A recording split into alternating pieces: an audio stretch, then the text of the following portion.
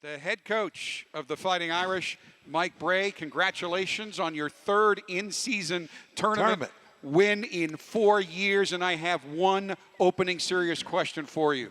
How the heck did you win that game? You know what?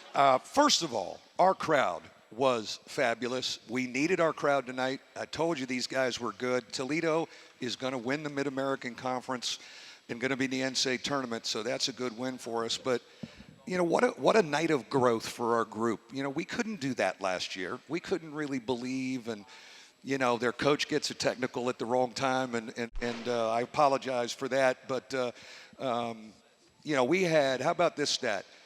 In their last 26 possessions, we had 22 stops.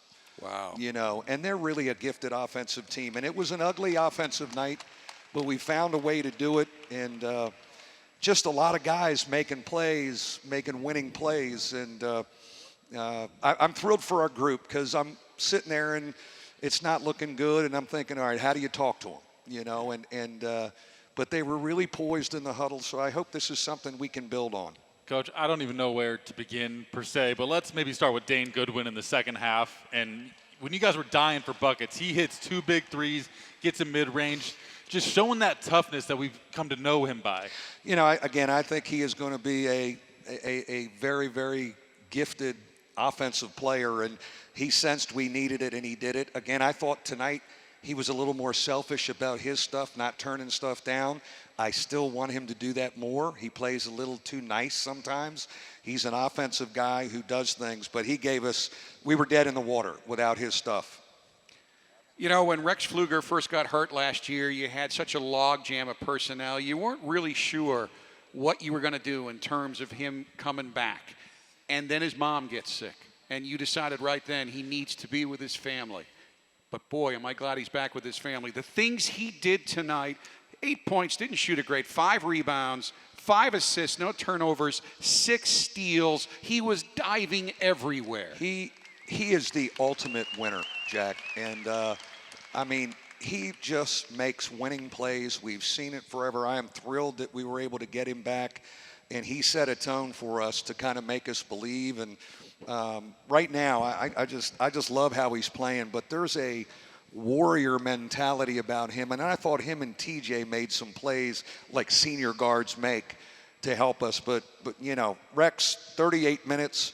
He's coming off the ACL. It's not even a year yet. He's just a big-time winner. Coach, let's walk through that last play of regulation. I think one of the better plays you've ever drawn up coming out of the timeout. You've got Goodwin coming off the initial action, and then the decision to have Mooney screen for Nate Leshefsky. Walk us through that. Well, you know, we talked a little bit. It reminded me a little bit of the Maui out-of-bounds under. Remember the Maui out-of-bounds under? The thing that was consistent, Rex Pfluger had the ball out of bounds, and he doesn't panic. He waited. That's 5 seconds to get it in. And if you remember in Maui, he let a lot of things happen. And at about a 4 count, he hit Martin Gebbin on the roll, and he gets fouled, and the rest is history. We just felt, and I felt Nate had another one in him. He made one in the second half. The kid's a great shooter. He will be a great shooter.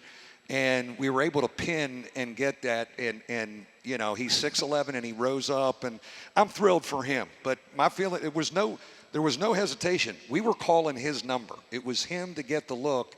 Rex delivered, and he stepped up and made it. And, you know, you do that to get to overtime. And, again, this is a resume win. So I'm just proud of – it reminded me of Maui, where we came out of a timeout and we executed, and it paid off for us.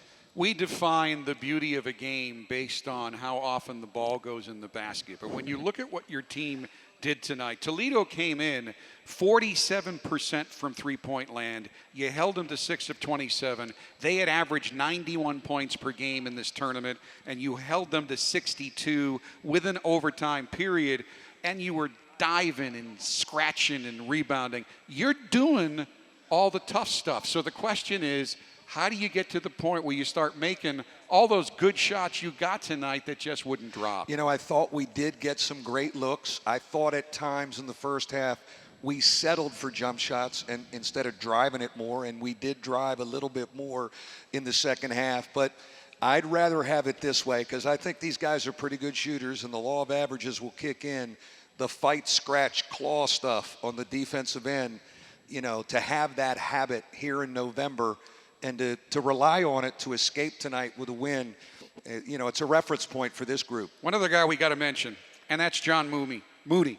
15 rebounds tonight, 7 points. He only played 31 minutes because clearly he is still suffering the after effects of the flu. I have never seen you have to rotate him in and out so much, but he wanted to be in there, and at the end of the game, he made some big plays. Made some big plays for us. He's still getting his juice back, and we'll give him a couple days to get it back. But, when you have Rex, TJ, and Johnny on the floor together, those are three men that have played a lot of college basketball and are really smart basketball players, and they really believe. What they were saying to our young guys in the huddle, down 5, down 7, we're fine. I'm looking up and going, I don't know if that looks fine to me, but if you guys think we're okay, I'm okay. So great leadership. Enjoy this. Thank you. Just everybody come out Tuesday. Tuesday night. See you Tuesday.